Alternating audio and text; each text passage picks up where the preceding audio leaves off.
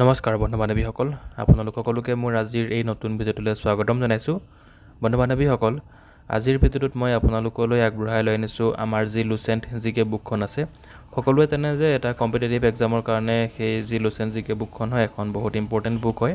তো সেই বুকখনৰ আমাৰ যি ইণ্ডিয়ান হিষ্ট্ৰী ছেকশ্যনটো আছে তাৰ পৰা যিবিলাক প্ৰশ্ন নেকি পৰীক্ষাত বাৰে বাৰে ৰিপিট হৈ থাকে আৰু ইম্পৰ্টেণ্ট কুৱেশ্যনছসমূহ মই আপোনালোকলৈ বাছি লৈ আনিছোঁ। আৰু এই কুৱেশ্যনছসমূহ মই ইংৰাজী আৰু অসমীয়া দুয়োটা মিডিয়ামতে লিখি লৈছোঁ। বুকখনটো আপুনি ইংৰাজী বা হিন্দী মিডিয়ামত পাই যায়, কিন্তু অসমীয়া মিডিয়ামত পোৱা নাযায়। গতিকে আমাৰ যি অসমীয়া মিডিয়ামৰ কেণ্ডিডেটবিলাক আছে, পৰীক্ষাৰ্থীবিলাক আছে, তেওঁলোকৰ সুবিধা হোৱাকৈ মই এই যি কুৱেশ্যনছখিনি আছে সেইখিনি মই অসমীয়া মিডিয়ামতো লিখি লৈছোঁ। গতিকে আশা কৰোঁ ভিডিঅ'টো চাই আপোনালোকে ভাল পাব। যদি ভাল পায় তেনেহ'লে লাইক কৰিবলৈ নাপাহৰিব, আৰু যদি ফাৰ্ষ্ট টাইম আপুনি মোৰ চেনেলটোলৈ ভিজিট কৰিছে তেন্তে প্লিজ চেনেলটো ছাবস্ক্ৰাইব কৰি ল'ব। গতিকে বলকচোন আজিৰ ভিডিঅ'টো আমি আৰম্ভ কৰোঁ। ইণ্ডিয়ান হিষ্ট্ৰী বুলি ক'লে বহুখিনি টপিক সোমাই পৰে। তো তাৰে ভিতৰত আজি আমি ডিছকাশ্যন কৰিম ইণ্ডাছ চিভিলাইজেশ্যন, আৰু ই পৰে আণ্ডাৰ প্ৰাচীন ভাৰত বা এনচিয়েণ্ট ইণ্ডিয়ান হিষ্ট্ৰী আণ্ডাৰত পৰে। ঠিক আছে। চ' ইয়াৰ আজি প্ৰথমটো প্ৰশ্ন হৈছে যে হিন্দু সভ্যতা শব্দটোৰ প্ৰথম ব্যৱহাৰ কোনে কৰিছিলে? Was the first scholar to use the term Indus civilisation? John Marshall নে এছ.আৰ. ৰাও নে হিৰডোটাছ? তো এই ক্ষেত্ৰত আমাৰ শুদ্ধ উত্তৰটো হ'ব জন মাৰ্চেলে প্ৰথমে ইণ্ডাছ চিভিলাইজেশ্যন অৰ্থাৎ হিন্দু সভ্যতাৰ নামটো তেখেতে ব্যৱহাৰ কৰিছিলে। ঠিক আছে। তো ইণ্ডাছ চিভিলাইজেশ্যন ইয়াৰ উৎপত্তি কেনেকৈ হ'ল আৰু ইয়াৰ চাৰিসীমা কি সেইটো আমি চাই লওঁ আহক। তো হিন্দু সভ্যতা বা হিন্দু যি নামটো হয় সেয়া দিছিলে আমাৰ গ্ৰীকসকলে, আৰু এই গ্ৰীকসকল আমাৰ ভাৰতলৈ পশ্চিম দিশৰ ফালৰ পৰা তেওঁলোকে আমাৰ ভাৰতলৈ আহিছিলে, আৰু মেইনলি তেওঁলোকে মছলাজাতীয় সামগ্ৰীৰ ট্ৰেডিং কৰিবৰ কাৰণে, বেপাৰ বাণিজ্য কৰিবৰ কাৰণে আমাৰ ভাৰতলৈ আহিছিলে। ঠিক আছে। তো যিহেতু কোনোবা এডোখৰ ঠাইলৈ যাবলৈ আমাক এটা নিৰ্দিষ্ট এড্ৰেছৰ প্ৰয়োজন হয়, যেনে চাপ'জ আমি গুৱাহাটীলৈ যাওঁ বুলি ক'লেও গুৱাহাটীতো বহুখিনি পাৰ্ট আছে, কাহিলীপাৰা বা এনেধৰণে বহুতখিনি নাম আছে। ঠিক আছে। তো ঠিক সেই ধৰণেৰে সেই গ্ৰীকসকল বা আৰু যি মেছ'পটামিয়ান অৰ্থাৎ অতীতৰ দিনত মেছ'পটামিয়ান নামেৰে জনা গৈছিল, আৰু বৰ্তমান আমি যাক ইৰাক নামেৰে দেশখন জানো, সেই দেশৰ পৰাও যি ট্ৰেডাৰবিলাক আছে তেওঁলোকে আমাৰ ভাৰতলৈ আহিছিলে, আৰু তেওঁলোকে তো যেতিয়া নেকি পশ্চিম দিশৰ ফালৰ পৰা আমাৰ ভাৰতলৈ গতি কৰিছিলে, তো তেতিয়া এখন নদী আছিলে ইণ্ডাছ। এই ইণ্ডাছ নামটো সেই গ্ৰীকসকলে দিছিলে, আৰু এই ইণ্ডাছ যি কৈলাশ পৰ্বতৰ পৰা আৰম্ভ হৈছে, বা যাক আমি হিন্দী বা অসমীয়াত সিন্ধু নামেৰে চিনি পাওঁ, সেই নামটো তেওঁলোকেই দিছিলে। ঠিক আছে। তো এই নদীখন কৈলাশ পৰ্বতৰ পৰা এনেধৰণে গৈ আমাৰ যি আৰৱ সাগৰ আছে সেই আৰৱ সাগৰত এই নদীখন বিলীন হৈছেগৈ। তো এই নদীখনকে তেওঁলোকে এজ এ নিৰ্দিষ্ট এলেকা বা ঠিকনা হিচাপে তেওঁলোকে ব্যৱহাৰ কৰিছিলে, আৰু এই ইণ্ডাছ যি নদীখন আছে সিন্ধু নদীখনৰ ওচৰ পাজৰে যিবিলাক ঠাইবিলাক আছিলে সেই ঠাইবিলাককে ইণ্ডাছ ভেলী চিভিলাইজেশ্যন নামেৰে জনা যায়। আৰু সেই ইণ্ডাছ ভেলী চিভিলাইজেশ্যনৰ আণ্ডাৰত বহুকেইখন ঠাই পৰে। তো ইয়াৰে আমি গোটেইখিনি পঢ়াৰ প্ৰয়োজন নাই, যিখিনি নেকি পৰীক্ষাত কুৱেশ্যন আহে সেইবিলাকৰ বিষয়ে আমি পঢ়িলেই হ'ব। ঠিক আছে। তো এই ইণ্ডাছ ভেলী চিভিলাইজেশ্যনৰ আমি চাৰিসীমাটো এতিয়া চাই লওঁ আহক। চ' ইয়াৰ যি একেবাৰে উত্তৰ দিশৰ যিটো ঠাইটো আছিলে, নർത്থাৰ্ণ মোষ্ট পইণ্টটো আছিলে, সেয়া হৈছে আমাৰ জম্মু এণ্ড কাশ্মীৰ। ঠিক আছে। আৰু একেবাৰে দক্ষিণ দিশৰ ফালে আছিলে আমাৰ মহাৰাষ্ট্ৰ। তাৰপিছত পূব দিশে আছিলে আমাৰ উত্তৰ প্ৰদেশ, আৰু একেবাৰে পশ্চিম দিশে আছিলে পাকিস্তান আৰু আফগানিস্তানৰ ওচৰৰ যি বালুচিস্তান নামেৰে ঠাইডোখৰ আছিলে, সেই ঠাইডোখৰ হৈছে একেবাৰে পশ্চিম দিশৰ এলেকা। ঠিক আছে। চ' আমি এতিয়া চাৰিসীমাটো আমি গম পাই গ'লোঁ যে ইণ্ডাছ ভেলী চিভিলাইজেশ্যনৰ একেবাৰে উত্তৰ দিশে আছিলে জম্মু এণ্ড কাশ্মীৰ, দক্ষিণ দিশে আছিলে মহাৰাষ্ট্ৰ, আৰু এই মহাৰাষ্ট্ৰত দৈমাবাদ বুলি এডোখৰ ঠাই আছিলে। ঠিক আছে। হৰপ্পান চিভিলাইজেশ্যন বা ইণ্ডাছ ভেলী চিভিলাইজেশ্যনৰ দৈমাবাদ বুলি এডোখৰ ঠাই আছিলে, আৰু সেই ঠাইডোখৰ আছিলে সবাতোতকৈ মষ্ট পপুলেষ্ট এৰিয়া আছিলে। ঠিক আছে। অৰ্থাৎ বহু সংখ্যক জনসংখ্যা সেই দৈমাবাদত আছিলে। আৰু ইণ্ডাছ ভেলী চিভিলাইজেশ্যনৰ পূব দিশে আছিলে আমাৰ উত্তৰ প্ৰদেশ, আৰু পশ্চিম দিশে আছে বালুচিস্তান। নেক্সট কুৱেশ্যনটো চাওঁ আহক। আৰু নেক্সট কুৱেশ্যন আছে হৰপ্পা সভ্যতা কেতিয়া আৱিষ্কাৰ কৰা হৈছিলে? ইণ্ডাছ ভেলী চিভিলাইজেশ্যনৰ যিটো ফাৰ্ষ্ট ছাইটটো ডিছকভাৰ হৈছিলে তাৰ নাম হৈছে Harappan civilisation. Indus valley civilisation বা হৰপ্পান চিভিলাইজেশ্যন বুলি কোৱা হয়। তো প্ৰথম আপোনালোকৰ অপশ্যন দিয়া আছে 1920, 21 নে 24। তো হৰপ্পা সভ্যতা আৱিষ্কাৰ কৰা হৈছিলে 1921 চনত, আৰু এইটো হৈছে মষ্ট ইম্পৰ্টেণ্ট কুৱেশ্যন।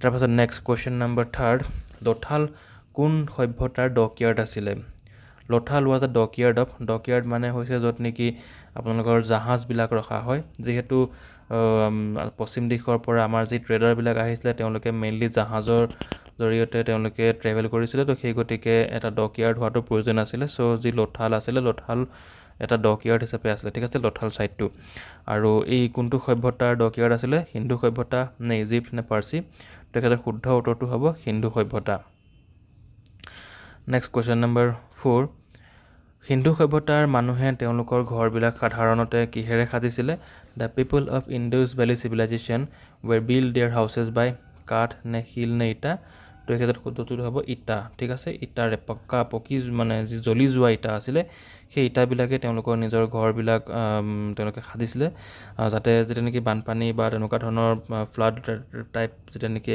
ঘটনা হ'ব তো সেই সময়ত যাতে তেওঁলোকৰ ঘৰটো কোনো ধৰণৰ এফেক্ট নহয় সেইকাৰণে জ্বলি যোৱা ইটাৰে তেওঁলোকৰ নিজৰ ঘৰবিলাক নিৰ্মাণ কৰিছিলে তাৰ পাছত নেক্সট কুৱেশ্যন নম্বৰ 5 সিন্ধু সভ্যতা মানুহে কাৰ সৈতে বাণিজ্য কৰিছিলে the people of Indus valley civilisation traded with চীন নে মেছ'পটামিয়ান নে ৰোমান তো এই ক্ষেত্ৰত শুদ্ধ উত্তৰ হ'ব মেছ'পটামিয়ান ঠিক আছে বৰ্তমান আমি যাক নেকি ইৰাক বুলি জানো সেই দেশখনৰ ট্ৰেডাৰবিলাকৰ লগত আমাৰ হিন্দু সভ্যতাৰ মানুহবিলাকে বেপাৰ বাণিজ্য কৰিছিলে এই গতিকে শুদ্ধ উত্তৰ হ'ব মেছ'পটামিয়ান তাৰ পাছত নেক্সট কুৱেশ্যন নম্বৰ 6 মহেঞ্জো-দাৰোৰ স্থানীয় নাম কি আছিল লোকেল নেম অফ মহেঞ্জো-দাৰো তো মহেঞ্জো-দাৰোৰ নাম প্ৰায় শুনিছেই এখন বলিউডত চিনেমা আহিছিলে য'ত নেকি আমাৰ ঋতিক ৰোশনে এক্টিং কৰিছিলে তো সেই মহেঞ্জো-দাৰোৰ স্থানীয় নাম কি আছিল মহেঞ্জো-দাৰো বৰ্তমান পাকিস্তানত অৱস্থিত হয় আৰু ইয়াক জনা যায় মাউণ্ট অফ ডেড নামেৰে নেক্সট কুৱেশ্যন নম্বৰ 7 সিন্ধু সভ্যতাৰ বিশেষত্ব কি আছিলে ইণ্ডাছ চিভিলাইজেশ্যন ৱেৰ স্পেচিয়েলাইজ ইন চহৰ পৰিকল্পনা নে মাছ ধৰা নে যুদ্ধ কৰা তো যি হিন্দু সভ্যতাৰ মানুহবিলাক আছিলে তেওঁলোকে চহৰ পৰিকল্পনা অৰ্থাৎ টাউন প্লেনিং তেওঁলোকে বহুত ভালকৈ কৰিছিলে আৰু মেইনলি তেওঁলোক স্পেচিয়েলাইজ আছিলে ৱাটাৰ মেনেজমেণ্টৰ ক্ষেত্ৰত হিন্দু সভ্যতাৰ যিমানবিলাক মানুহ আছিলে তেওঁলোকৰ প্ৰত্যেকৰে ঘৰৰ ড্ৰেইনেজ ছিষ্টেম আছিলে আৰু সেই ড্ৰেইনেজ ছিষ্টেম তেওঁলোকে নি পেলাই আমাৰ যি আৰৱ সাগৰ আছিলে সেই আৰৱ সাগৰ তেওঁলোকে নিজৰ ড্ৰেইনেজবিলাক পেলাইছিলে নেক্সট কুৱেশ্যন নম্বৰ 8 মহেঞ্জো-দাৰোৰ খননৰ সময়ত উদ্ধাৰ হোৱা বিখ্যাত ডান্সিং গাৰ্ল ফিগাৰটো কিহেৰে নিৰ্মিত আছিলে the famous figure of dancing girl found in the excavation of Mohenjodaro was made up of সোণ নে কাঁহ নে পিতল তো এই ক্ষেত্ৰত শুদ্ধ উত্তৰটো হ'ব যে ডান্সিং গাৰ্ল নামৰ যিটো এটা দল টাইপ তেওঁলোকে উদ্ধাৰ কৰিছে তো এই যি ডান্সিং দলটো আছিলে এইটো পিতলৰে নিৰ্মিত আছিলে ঠিক আছে ব্ৰঞ্জেৰে নিৰ্মিত আছিলে আৰু এই যিটো ডান্সিং গাৰ্ল ফিগাৰ দলটো হয় এইটো বৰ্তমান পাকিস্তানে ডিমাণ্ড কৰিছে যে তেওঁলোকৰ প্ৰপাৰ্টি হয় বুলি আৰু এই যিটো দলটো আছে এইটোক পাকিস্তানত জনা যায় পাকিস্তানী মোনালিসা ঠিক আছে মোনালিসা নামেৰে এখন ফেমাছ ড্ৰয়িং আছে আপোনালোকে জানে তো সেই মোনালিসাৰ ড্ৰয়িঙৰ লগতে ৰিলেটেড কৰি পেলাই তেওঁলোকে এই যিটো ডান্সিং গাৰ্ল ফিগাৰ দলটো আছে এইটো তেওঁলোকে নাম দিছে পাকিস্তানী মোনালিসা আপোনালোকে কমেণ্ট বক্সত কমেণ্ট কৰি জনাব যে সেই ডান্সিং গাৰ্ল ফিগাৰটো কোনখন ছাইটৰ আপোনালোকৰ ৰিলেটেড হয় কোনখন ছাইটৰ পৰা উদ্ধাৰ কৰা হৈছে ঠিক আছে কুৱেশ্যনটোত অলৰেডি আনচাৰটো আছেই নেক্সট কুৱেশ্যন নম্বৰ 9 তলৰ কোনবিধ জন্তু সিন্ধু সভ্যতাৰ লগত জড়িত নাছিল জিৰাফ নে মহ নে হাতী তো সিন্ধু সভ্যতাৰ মানুহবিলাকে প্ৰত্যেকবিধ জন্তু তেওঁলোকে চিনি পোৱা নাছিলে তো এই ক্ষেত্ৰত মহ আৰু হাতী এই দুইবিধ জন্তু তেওঁলোকে চিনি পাইছিল কিন্তু জিৰাফক তেওঁলোকে চিনি পোৱা নাছিলে তাৰ পাছত নেক্সট কুৱেশ্যন নম্বৰ 10 তলৰ কোনখন সবাতোকৈ প্ৰথমে আৱিষ্কাৰ হোৱাৰ চহৰ earliest city discovered in India Harappa নে মহেঞ্জো-দাৰো নে ৰংপুৰ তো মই অলপ দেৰি আগতে আপোনালোকক কৈছিলোঁৱে যে earliest city discovered in India হৈছে হৰপ্পা 1921 চনত দয়াৰাম চাহিনীয়ে ডিস্কভাৰ কৰিছিলে ঠিক আছে তাৰপিছত নেক্সট কুৱেশ্যন নম্বৰ 11 তলৰ কোনখন ঠাই উন্নত মানদণ্ডৰ জল প্ৰবন্ধন থকাৰ প্ৰমাণ পোৱা গৈছে N advance water management system of Harappan times has been unearthed at Lothal নে ধোলাভিৰা নে আলমগীৰ তো লোথালত আছিলে ডকয়াৰ্ড আৰু ধোলাভিৰাত আপোনালোকৰ এডভান্স ৱাটাৰ মেনেজমেণ্ট ছিষ্টেম বিচাৰি পোৱা গৈছে ঠিক আছে গতিকে অপশ্যন নম্বৰ 6টো হ'ব শুদ্ধ উত্তৰ Question number 12. কপাহৰ খেতি প্ৰথমে ক'ত কৰা হৈছিলে? Cotton was first cultivated in Bharat নে ইজিপ্ট নে চীন? তো কপাহৰ খেতি যে টেক্সটাইল হিচাপে কটন কাল্টিভেট কৰা হৈছিলে প্ৰথমতে আমাৰ ভাৰতত। Next question number 13. হৰপ্পা কোনে আৱিষ্কাৰ কৰিছিলে?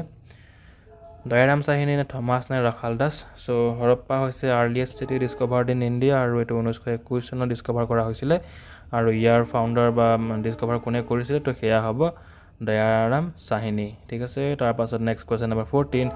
মহেঞ্জো-দাৰো কোনে আৱিষ্কাৰ কৰিছে? মহেঞ্জো-দাৰো ফেমাছ হয় আপোনালোকৰ ই পাকিস্তানত অৱস্থিত হয় আৰু মহেঞ্জো-দাৰো ডিস্কভাৰ কৰা হৈছিলে 1922 চনত আৰু কোনে আৱিষ্কাৰ কৰিছিলে? গতিকে অপশ্যন নম্বৰ ইয়াত গটো হ'ব শুদ্ধ উত্তৰ ৰাখাল দাস বেনাৰ্জীয়ে। মহেঞ্জো-দাৰোৰ লগত ৰিলেটেড আৰু কেইটামান ইম্পৰ্টেণ্ট কুৱেশ্যন হৈছে যে মহেঞ্জো-দাৰো হৈছে সকলোতকৈ লাৰ্জেষ্ট ছাইট আছিলে, ঠিক আছে, ডাঙৰ ছাইট আছিলে আৰু এই মহেঞ্জো-দাৰোকে কোৱা হয় আপোনালোকৰ যে সেই ইণ্ডুছ চিভিলাইজেশ্যনৰ মডাৰ্ণ ছাইট হিচাপে, ঠিক আছে, আধুনিক ছাইট হিচাপে মহেঞ্জো-দাৰোক জনা গৈছিলে আৰু মহেঞ্জো-দাৰোত উদ্ধাৰ হোৱা এটা সকলোতকৈ ইম্পৰ্টেণ্ট বস্তু হৈছে যে সেই সময়ত গ্ৰেট বাথ অৰ্থাৎ ডাঙৰ এটা বাথ টাব ডিস্কভাৰ কৰা হৈছিলে, ঠিক আছে। তাৰপাছত নেক্সট কুৱেশ্যন নম্বৰ 15. হৰপ্পানসকলে তলৰ কোনটোৰ বিষয়ে জনা নাছিলে? Which of the following was not known to Harappan? Construction of wells নে কনষ্ট্ৰাকশ্যন অফ ড্ৰেইনছ নে কনষ্ট্ৰাকশ্যন অফ আৰ্চেছ? তো ৱেলছ অৰ্থাৎ তেওঁলোকে কুঁৱাৰ বিষয়ে জানিছিলে, ড্ৰেইনৰ বিষয়েটো অলৰেডি জানেই। চ' কনষ্ট্ৰাকশ্যন অফ আৰ্চেছ এইটোৰ বিষয়ে তেওঁলোকে জনা নাছিলে আৰু আৰ্চেছ মানে হৈছে এনেকৈ যে আপোনালোকৰ দুটা পোষ্ট থাকিব, পিলাৰ থাকিব, সেই পিলাৰটোতে এটা ৰাউণ্ড শ্বেপত এটা ডিজাইন দিয়া হয়, সেইটোকে কোৱা হয় আৰ্চেছ। Question number 16. তলৰ কোনবিধ উদ্ধাৰ হোৱা সামগ্ৰীয়ে সিন্ধু সভ্যতাৰ বাণিজ্যিক আৰু অৰ্থনৈতিক বিকাশৰ বিষয়ে সংকেত দিয়ে? Which of the following indicates the commercial and economic development of Indus Valley? Pottery নে চিল নে হাউচেছ? তো এই ক্ষেত্ৰত আপোনালোকৰ শুদ্ধ উত্তৰটো হ'ব অপশ্যন নম্বৰ খ। চিল যিটো ডিস্কভাৰ কৰা হৈছে আৰু এই চিল অৰ্থাৎ মোহৰবিলাক যিবিলাক নেকি হয় সেইবিলাক মেছ'পটামিয়ান মানুহবিলাকে আমাৰ ভাৰতত ছাপ্লাই দিছিলে, ঠিক আছে। তো সেই চিলবিলাকে ইণ্ডিকেট কৰে যে সিন্ধু সভ্যতাৰ বাণিজ্যিক আৰু অৰ্থনৈতিক বিকাশৰ বিষয়ে। তাৰপাছত নেক্সট কুৱেশ্যন নম্বৰ 17. মানুহৰ কংকালৰ সৈতে কুকুৰৰ কংকালৰ সমাধি ক'ত পোৱা গৈছে? Buried dog with men found in Harappa নে মহেঞ্জো-দাৰো নে ৰোপাৰ? তো এই ক্ষেত্ৰত আপোনালোক শুদ্ধ উত্তৰটো হ'ব অপশ্যন নম্বৰ গ, ৰোপাৰত আপোনালোকৰ যি বুৰিড ডগ উইথ মেন ফাউণ্ড কৰা হৈছে। Question number 18. সিন্ধু সভ্যতাৰ সকলোতকৈ ডাঙৰ ঠাই কোনখন হয়? Largest site of Indus civilisation? তো অলৰেডি আপোনালোকক মই কৈছিলোঁৱেই, তো সিন্ধু সভ্যতাৰ সকলোতকৈ ডাঙৰ ছাইটটো আছিলে মহেঞ্জো-দাৰো। Question number 19. হৰপ্পাৰ বিষয়ে কোনখন বেদত উল্লেখ আছে? Which Vedas has mention about Harappa? Rigveda নে সামবেদ নে অথৰ্ববেদ? তো এই ক্ষেত্ৰত আপোনাৰ শুদ্ধটো হ'ব ঋগ্বেদ, ঠিক আছে। ঋগ্বেদত হৰপ্পাৰ বিষয়ে মেনশ্যন আছে আৰু সেই বেদখনত হাৰিয়ম্পা নামেৰে এডোখৰ ঠাইত যুদ্ধৰ বিষয়ে উল্লেখ কৰিছে আৰু সেই বস্তুটোৱে ইণ্ডিকেট কৰে এবাউট হৰপ্পা। Question number 20. তলৰ কোনবিধ জন্তুৰ বিষয়ে সিন্ধু সভ্যতাৰ মানুহে জনা নাছিলে? অলৰেডি এটা কুৱেশ্যন মই দিছিলোঁৱেই। তো এই ক্ষেত্ৰত আপোনালোকৰ সিংহ, কুকুৰ নে হাতী? তো এইটোৰ বিষয়ে আপোনালোকে মোক কমেণ্ট বক্সত কমেণ্ট কৰি জনাব আৰু মই এই ছাইডত আপোনালোকক দেখাই দিম যে সিন্ধু সভ্যতাৰ মানুহে কিমানবিলাক জন্তুৰ বিষয়ে জানিছিলে, ঠিক আছে। তো তাৰ পৰা আপোনালোকে আনচাৰটো অনুমান কৰিবলৈ পাৰিব। এই লগতে আৰু এটা ইম্পৰ্টেণ্ট কুৱেশ্যন যে সিন্ধু সভ্যতাৰ মানুহে কোনবিধ ধাতুৰ বিষয়ে জনা নাছিলে? তো তেওঁলোকে যি সোণ, ৰূপ বা পিতল আছে সেইবিলাকৰ বিষয়ে তেওঁলোকে জানিছিল, কিন্তু আইৰণ অৰ্থাৎ লোহাৰ বিষয়ে সিন্ধু সভ্যতাৰ মানুহে জনা নাছিলে, ঠিক আছে। চ' বন্ধু বান্ধৱীসকল আজিলৈ ইমানেই। ভিডিঅ'টো চাই কেনে পালে আপোনালোকে মোক জনাব। ইয়াৰ যি PDF ফাইল হয় সেয়া যদি আপোনালোকৰ যদি দৰকাৰ হয় তেনেহ'লে মোক কমেণ্ট বক্সত কমেণ্ট কৰি জনাব। মই আপোনালোকৰ PDF-সমূহ মোৰ যি ডেছক্ৰিপশ্যন বক্সত ইনষ্টাগ্ৰাম একাউণ্টৰ লিংক দি আছে তাত গৈ আপোনালোকে মোক ফ'ল' কৰি তাতো সুধিবলৈ পাৰে। চ' মই আপোনালোকক সেই PDF ফাইল দিয়াৰ ব্যৱস্থাটো মই আপোনালোকক কৰি দিম, ঠিক আছে। চ' আজিলৈ ইমানেই, ধন্যবাদ।